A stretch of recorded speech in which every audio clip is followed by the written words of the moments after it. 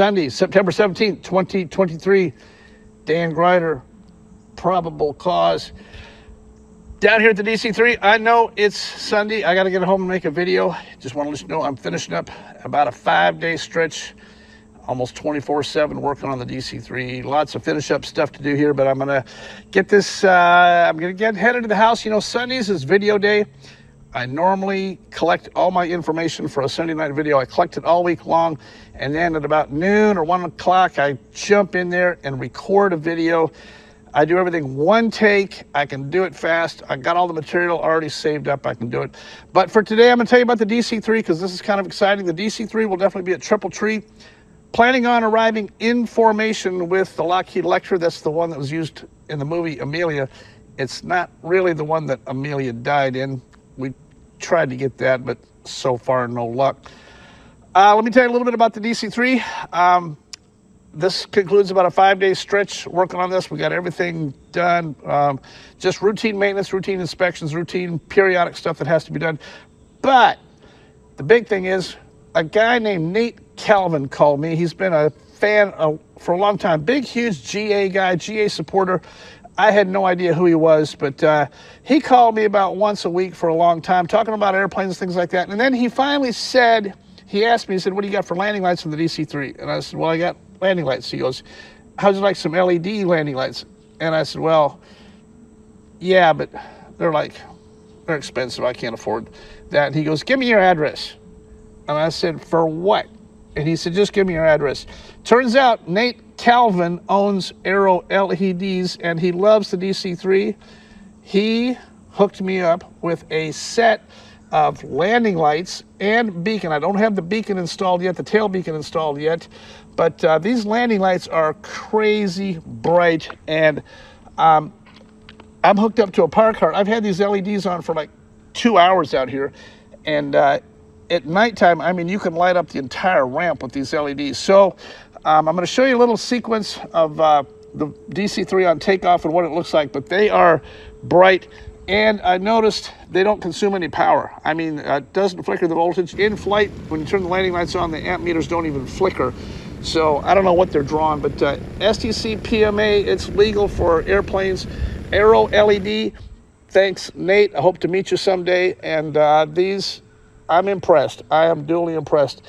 We're going to hop in the airplane and take a look in the cockpit real quick and show you a couple things in the cockpit. Then we're going to get ready to do today's video. I got a lot to talk about on today's video, including Alaska, including the MiG crash, Charles Cook, the Texas thing. All that's got to be in here for tonight, and I haven't even shot it yet. I got to get home, get a shower, get a shave. I have been running on empty here the last 5 days in a row on the DC3. Let's hop in the DC3 and take a quick look. All right, for those of you that have never seen inside the DC3, I've posted a lot of videos. I've had this airplane about 22 or 23 years. I've shot a lot of video inside here, but this is the inside of it. I'm going to show you the cockpit in just a second, and then I promise we're going to get on to tonight's video. Actually, pretty good week in general aviation fatal accidents.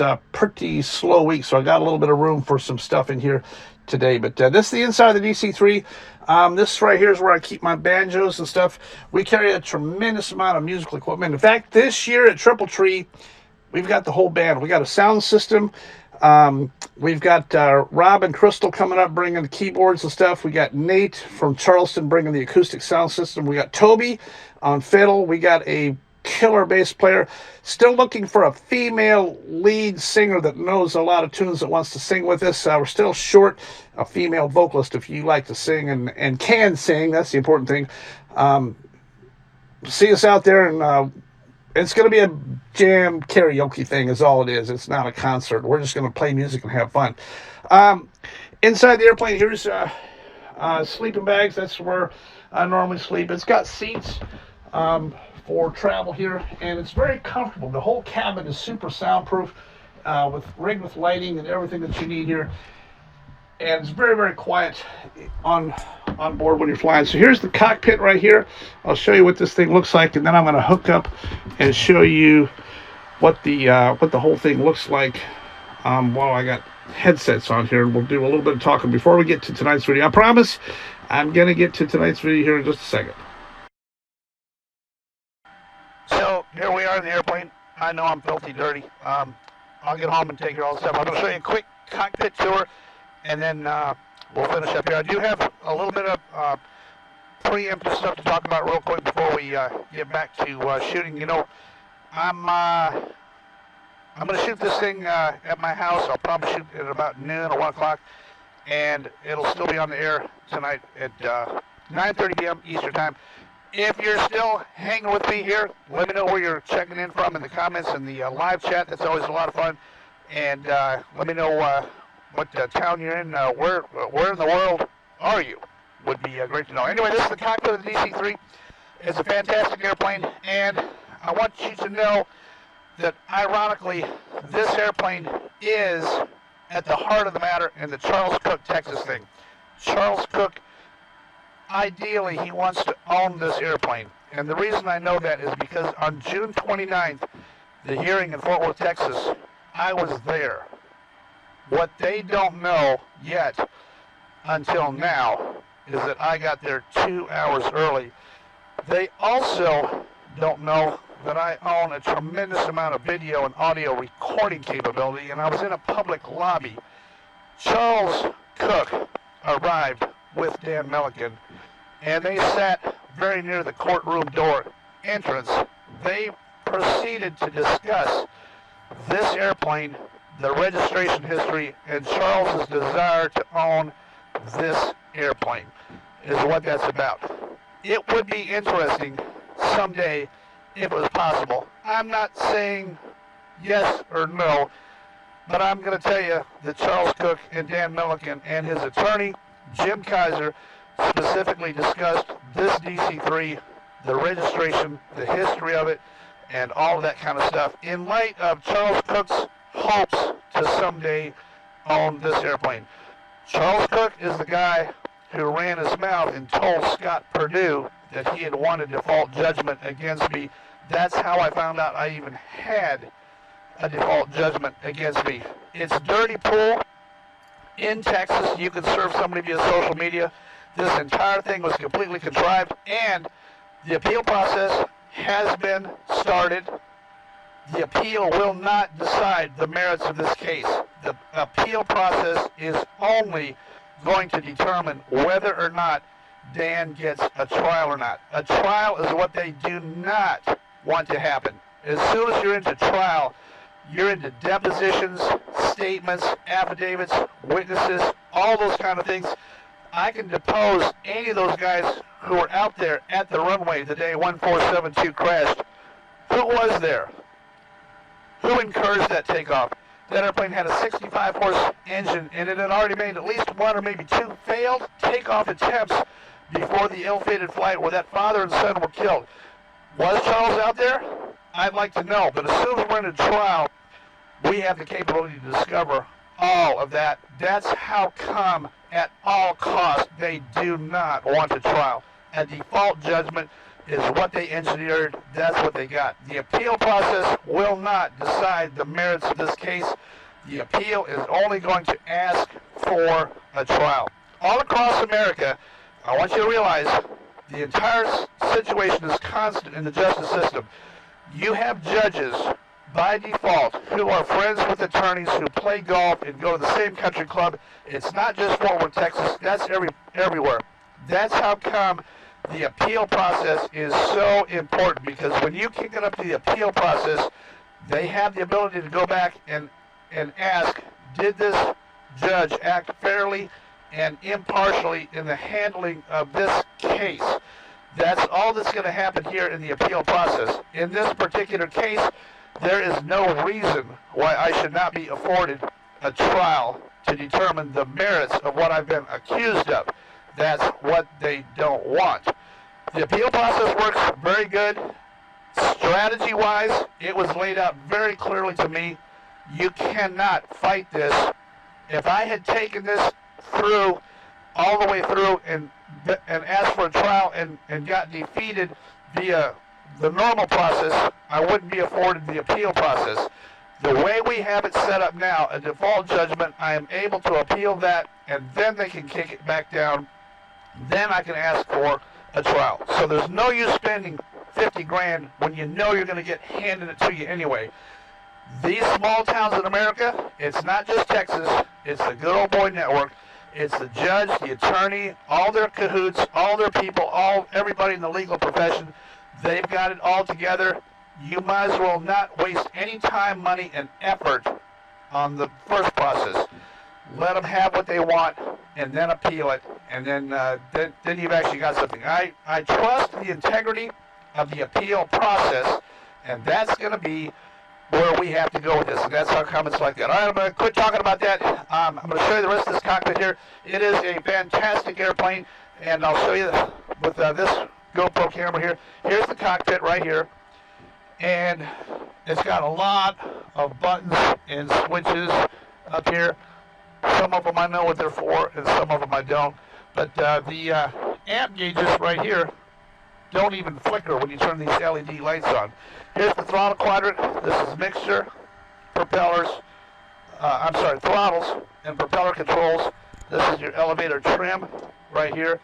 Everything works really good. It's a fantastic airplane, and I hope to see you at Triple Tree, specifically Saturday morning about 10 o'clock, 10:30. We'll be drinking coffee at the DC-3. If you'd like to hang out with us, we'll have lawn chairs. We're going to hang out under the wing Saturday morning at the airplane right here at Triple Tree. It'll be parked right next to the Lockheed. Come over, bring a cup of coffee, bring me a cup of coffee, and I'll see you there. Let's get back to the video for tonight.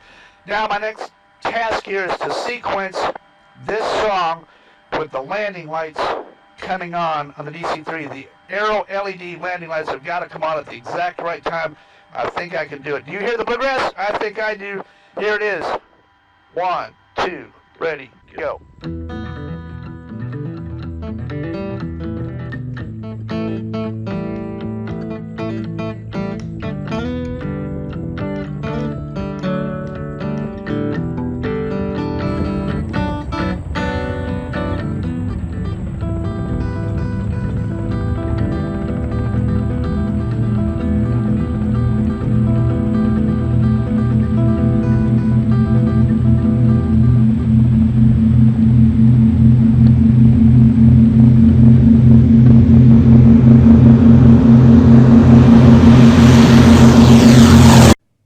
How was that? Wasn't that cool? Dan Grider, Probable Cause. It is September 17, 2023. Glad to have you with us tonight. Another Sunday evening YouTube special put together and brought to you by yours truly. I put a lot of effort into these and create them all. They're for free.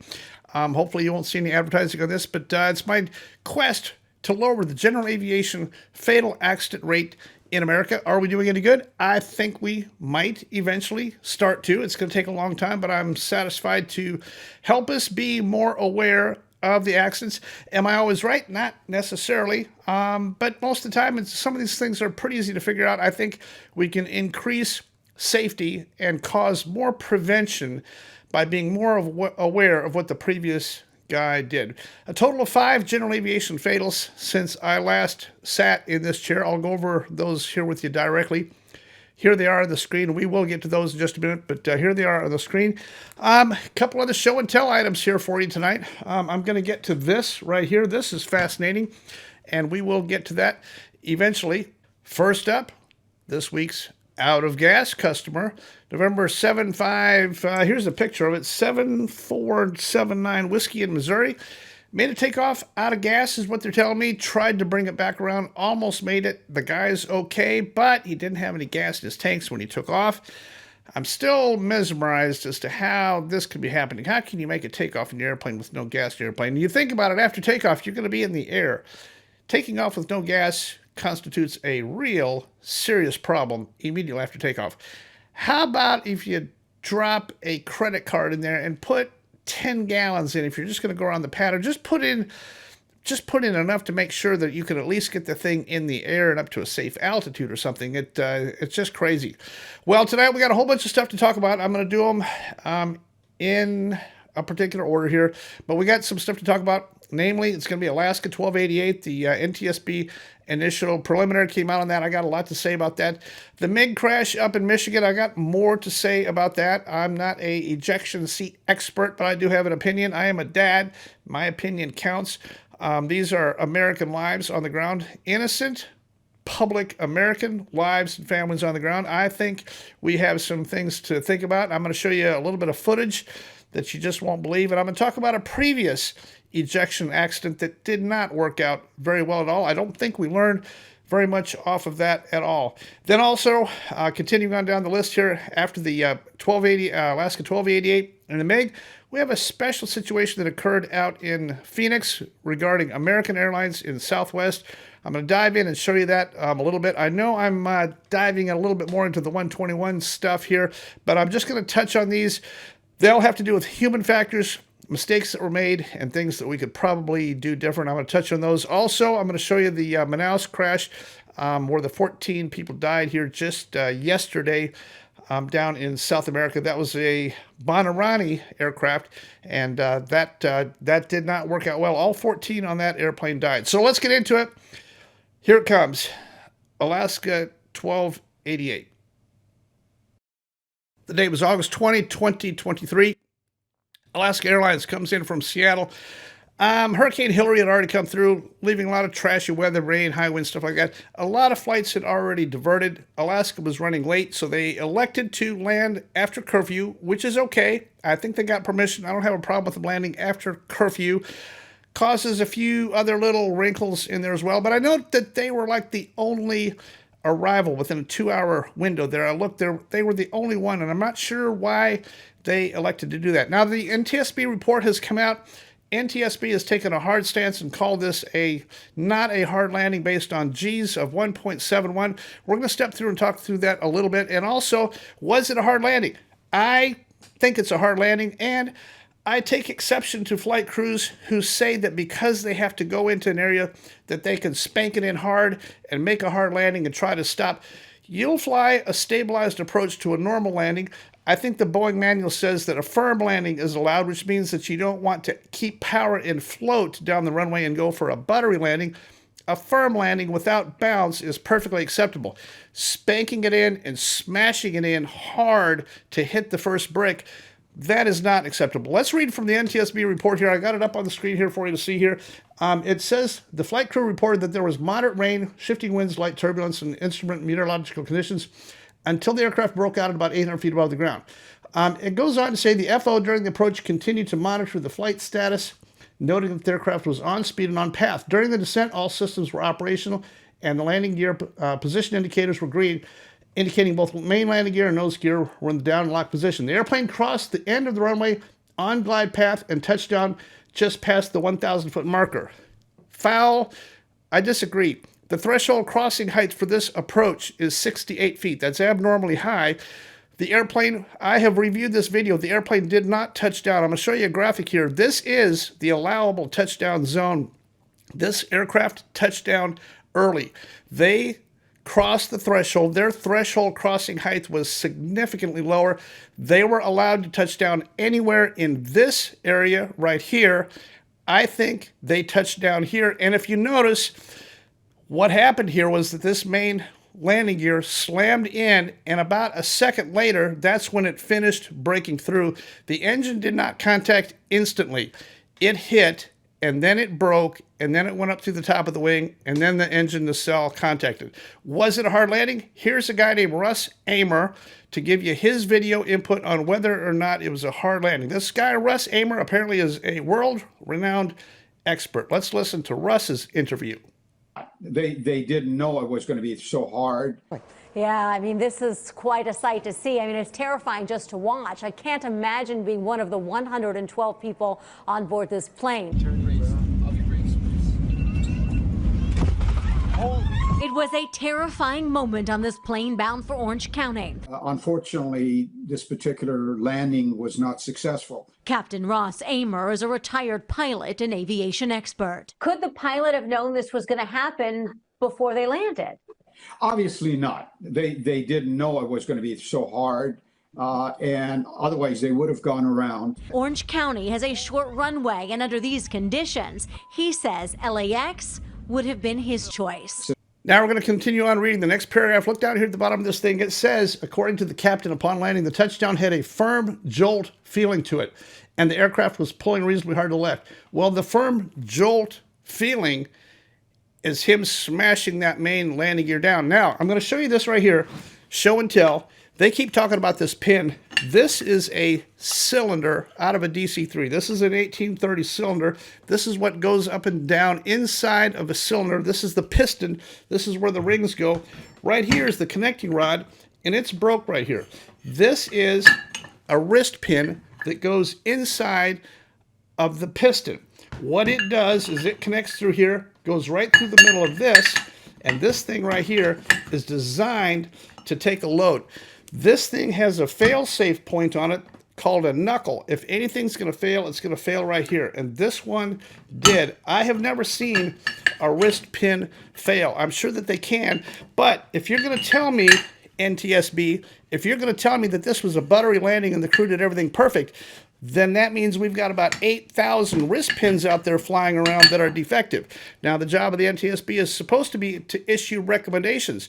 Well, I would recommend, if this is a metallurgical failure and an actual failure of a pin that caused this and everything else was normal, if the crew did everything perfect and it was a buttery landing and everything's totally good and this thing simply failed, well, we have a problem. That's a huge problem. I've never seen a wrist pin break. Now, this wing, when it failed, remember the Boeing wing is designed to fail with a known point of failure just like this. It did exactly what it was supposed to do. It drove the landing gear up and through the wing. The reason it does that is so that it does not interrupt the fuel supply. It takes that main landing gear, it fails at the breakaway point, it shoves it up through the top of the wing, and it does not broach the fuel tanks, which is what it's supposed to do. I want you to notice the data here from the NTSB. A red check box here in this thing, no recommendation, and look under docket right here, no docket. Notice NTSB has not produced a docket. Now at this time, I'm going to read the DTSB report here. This is concerning accelerometers. They quoted a 1.71 on the accelerometer, so we're going to talk about accelerometers for just a second. Let's take a look at this. An in-flight accelerometer may be used to determine that a landing was a hard landing, but cannot be relied upon to determine that it was not. There's only one in-flight accelerometer sensor, and it is not located at the point of impact on top of the left main landing gear. The in-flight accelerometer, which is a G meter, only samples G loads a few times per second. The purpose of the accelerometer is to record uniform flight loads placed on the aircraft in flight, such as during maneuvering or turbulence. That's what the accelerometer is really for. The Boeing true measure of a hard landing is defined in terms of FPS, feet per second, where 60 feet per second is the max allowed. The CVR and FDR, which is cockpit voice recorder and flight data recorder data, should be disclosed in the NTSB docket that will show crew conversation, any JIPWIS warnings, and IVSI, which is instantaneous vertical speed rate of descent during the instant of impact. So, what was the IVSI in the previous microsecond right before it touched? What were they at? That's going to be in the FDR. I wager to say that NTSB will never release that to the public. I don't think they're ever. That's what we got to see. It's their obligation to publish that, put it in the docket, let us see that. I'm not sure why we're talking about this 1.71 being safe. 1.71 doesn't have anything to do with it. How many feet per second were they? Jennifer, tell us that. And also, I want you to know that Jennifer Hamady, chair of the NTSB, she is a college graduate. Yes, she is. She has a bachelor's degree. She does not have a master's. You're supposed to have a master's degree to hold that position. She doesn't have it. Currently, they're one board member short at the NTSB, and she is an aircraft investigator. She is an aircraft investigator by title. They appointed her to be an aircraft investigator.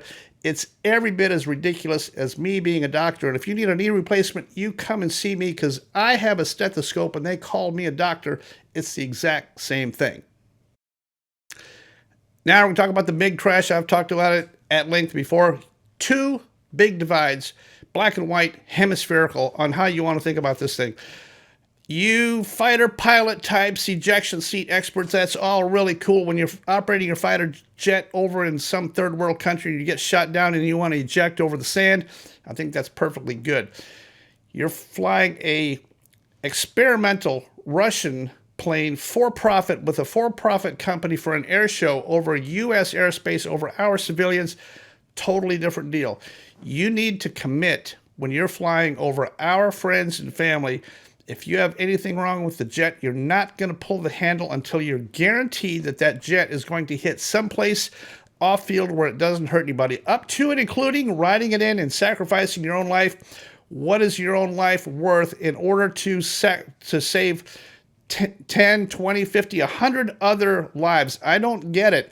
I don't see how this is even possible. I don't see how air shows allow these experimental aircraft to fly over our friends and family, innocent public, with ejection handles where one guy at any whim can pull the handle. This jet did not stall. I want you to know that this jet almost landed itself, and this jet never lost power. They left the jet with the engine running. All controls were fully functioning. They could have just about belly landed this thing with the flare across the street, no problem. I don't know if they would have lived or not, but was the jet controllable? It was not going to stall. They were at the bottom of their ejection envelope, but they were not at the bottom of their slow flight envelope. They still had plenty of airspeed to control the airplane and not stall. I disagree with Mark's decision to pull that handle and save his own life. You give me your comments. You tell me what you think. But this is not war. I had a lot of times students would tell me, well, that's not how we did it in the Air Force. And I'd always say, well, you're not in the Air Force. This is how we're doing it here. If you want to go be back in the Air Force and do it the way the Air Force did it, then go do that. I'm going to talk about one other accident here. That's the T-28. Check out this footage. This is air show footage that you don't want to see. Don't look at this if you don't want to see it. Several people on the ground got killed. This is a T-28 with a barrel roll gone bad. Look at this. This thing goes over. And I want you to listen to the screaming afterwards. This thing hits, and the people on the ground are screaming.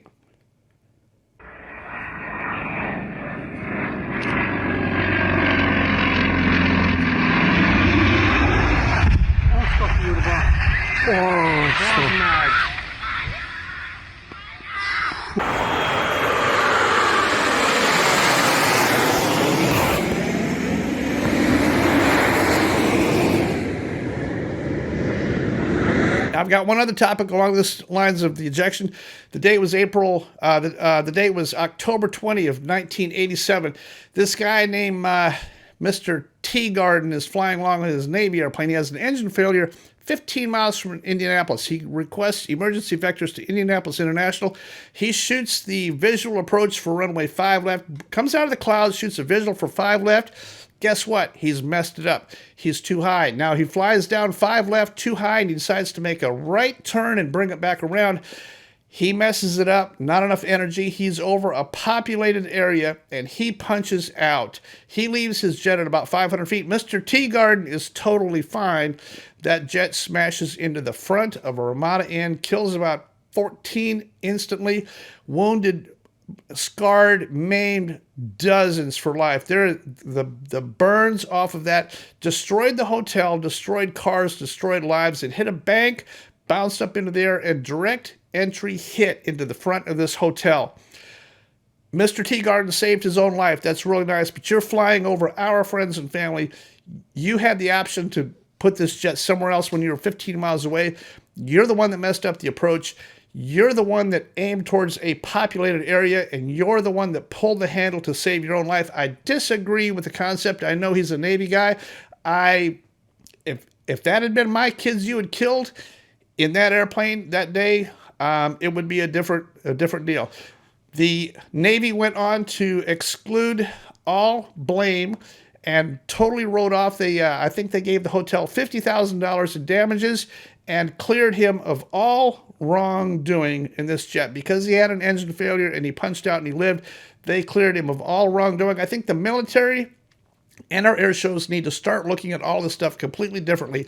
When you're flying over populated civilian areas, it's a different deal. These are our wives, kids, brothers, husbands, friends, relatives down here. We do not deserve to have our lives destroyed by this guided missile burning jet fuel thing that's going to come flying in and explode into our homes and apartments and buildings. I think it's completely wrong. I think you guys, I'd like to hear what your opinion is on this, but I think there should be no more ejection seat Russian experimental airplanes with non-qualified observers on board. I don't like the whole thing. I noticed that we have not heard a word out of Dan Filer. He's the guy that owned the airplane. He was the pilot in command. He was the guy that was most surprised when he found himself outside of the airplane. Not a word out of him. I put in a word to him, no response. I am waiting to hear the Dan Filer side of the story and what he thought and who's going to clean up all the damage. Several $100,000 in damage to this apartment building, cars, units, cleanup, the whole thing. Who's paying for all of that? I want to know. Now, here's an interesting one. Just happened out in Phoenix. American Airlines takes off at runway 26. Runway 26, there's 3 runways in Phoenix Sky Harbor International. 3 long runways. They're basically oriented east-west. 26 is up on the north side of the complex. 25 right, 25 left are on the south side. So 2 jets leave simultaneously at almost the exact same time. 2 different controllers, one working the north side, one working the south side. Ironically, both jets leave at the exact same time. I have an excellent clip here put together by my friend Victor at VAS Aviation. Did a really nice job of explaining this thing. I'm going to show you a little bit of the detail here, but the problem is that this airplane, this American Airlines, was originally given a different runway. Then he was sent to 26. They never changed his departure and his departure instructions. I think he was flying the old departure and the old assignment off of what he had before when he got sent up to 26. I think this is an ATC error, and the two departures, Forpay 1 and Broke 1, are completely different, but I'm going to put a graphic up here and show you what happened. The pilot in the American on the right side, on the north side, he turned left into southwest. They were only 3,500 feet apart to start with. They're both 737s. They both have the same climb, the same speed. They were basically a formation takeoff. I disagree with formation takeoffs.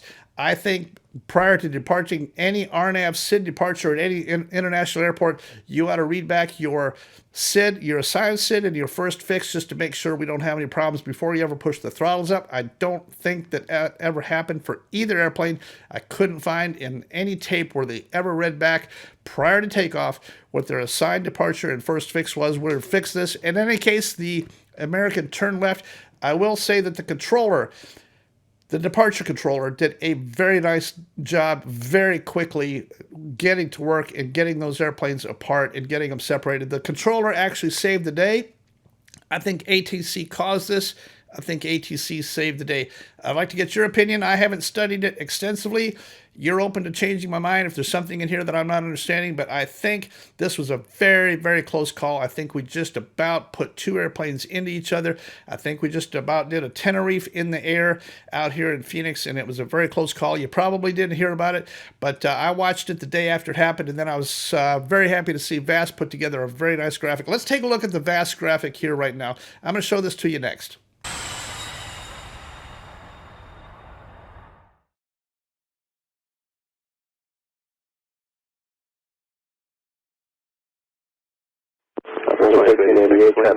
Runway 26, over takeoff, American 1388.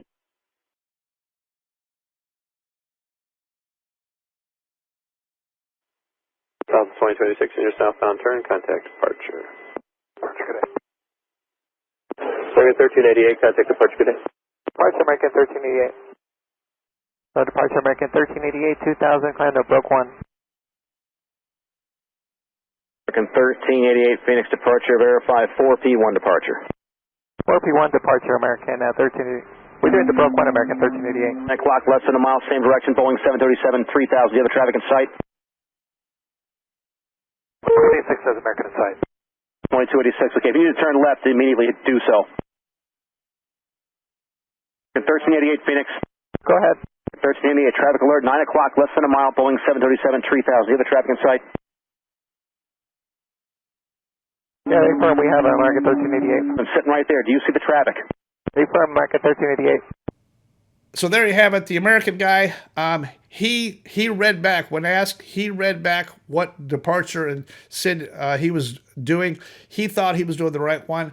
I really think he got sent to 2-6 very late in the game, and they never changed his RNAV SID departure, and he was still flying the one previously assigned for 2-5 right, which would have worked if he was on 2-5 right, but not a good idea on 2-6, turning into another airplane when they were launching simultaneously at the exact same instant.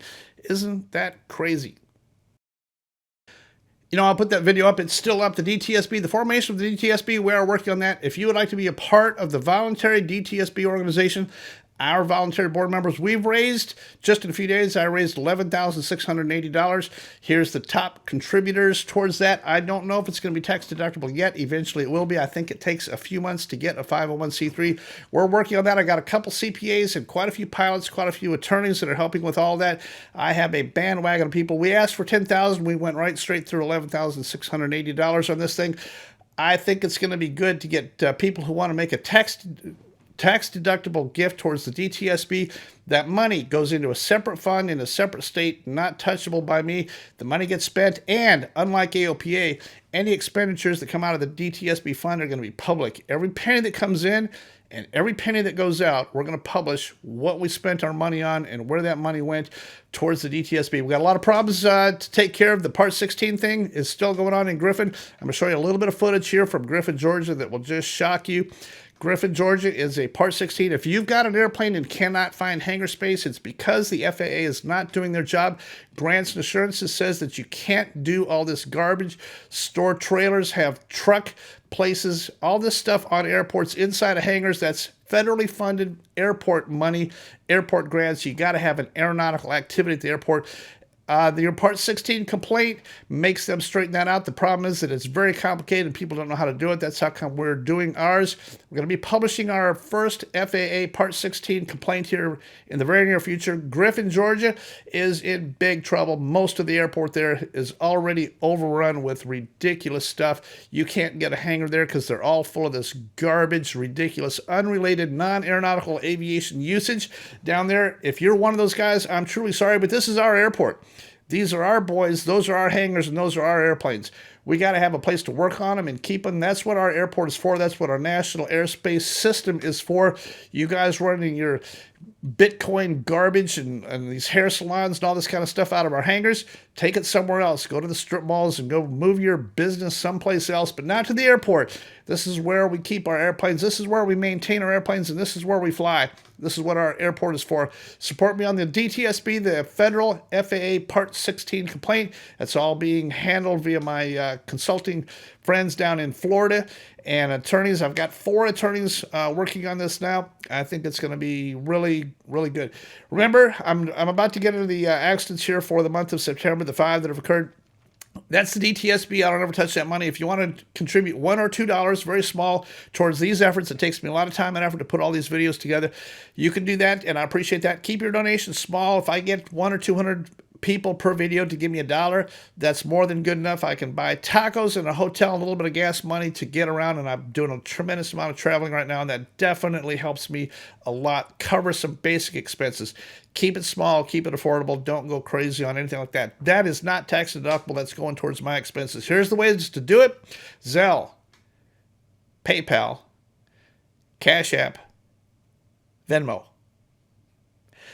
Those of you who have donated in the past, I certainly appreciate it. Now let's get into the accidents. I'm going to put them up on the screen here for you. The very last one here that we have is the Sonics in Michigan. This was Richard Martin. He was 68 years old. I'm sorry, he was 83 years old. He took off a week ago today. It took him 4 days to find it. He had some kind of a problem, crashed in the forest. He was the only person on board. This is up in Michigan.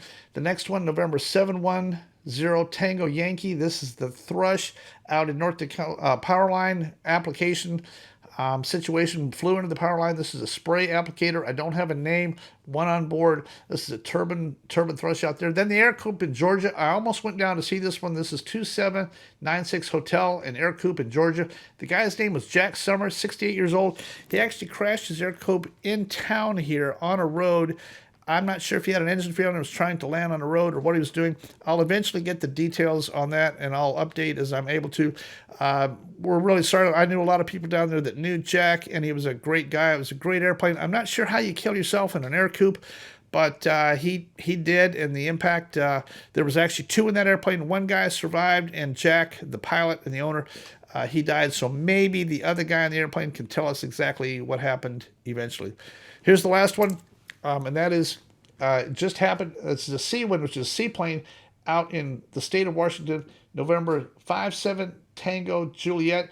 They think it was a stall. 1 person died, and 1 person, I believe, is still alive. I'm not sure how you crash this airplane. They say that he was a maximum height of 50 feet and kind of skimming off the water. They are telling me, I got 1 person out there who knows somebody that watched it happen that said that the engine wasn't making power. They were trying to take off, but the engine was not making power, and it tried several times to lift off and eventually stalled and hit nose first into the water. It flipped over.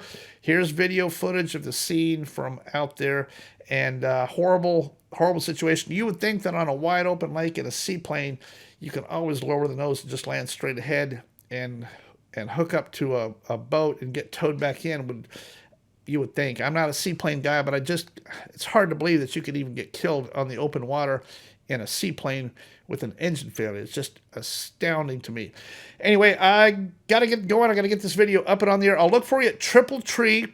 We're going to be, here's our location. If you go to the bus, Grant and Nadia's bus, just a little bit south of the shower houses down there. Just go across the bridge. There's a couple tiny little ponds there. We're going to be there in the evening time, probably after dinner. We're going to play music. It's nothing official. We don't have a band. Actually, we do have a band. We got a complete sound system. We're bringing in a bunch of players. It's a lot of fun. Nothing official. Just hang around, enjoy a little bit of music. It's a little bit of karaoke. If you like to sing, you can probably help us out, and we're going to have a lot of fun. We'll be up on top of the hill eating dinner at the up on top of the hill with Pat and all those guys. Friday night and Saturday night. Look forward to seeing you up there. Get your tickets. Here's the website for it. Get your tickets for Triple Tree. We will be there Friday, Saturday, Sunday. I think we're arriving in formation. The Amelia Earhart Lockheed Electra with the DC-3, I think, are arriving in formation, I believe. Friday around noon, probably, is best guess. Of course, they're old radial-powered airplanes. Anything can happen, but that's the best guess that we got as of right now. I'll be in the river in the afternoon swimming and jumping off the cliffs and all that kind of stuff like I normally do, and probably flying some airplanes and having some fun. I'll see you guys out there Saturday morning at the DC-3. We're going to hang around the DC-3 Saturday morning and drink coffee out there. So wherever the DC-3 and the Lockheed are, I'd love for you to come by and drink coffee with us Saturday morning at the DC-3. Got to get out here. I'm going to get this video up and on the air for my tiny little itty-bitty fledgling YouTube channel. Dan Grider, Probable Cause.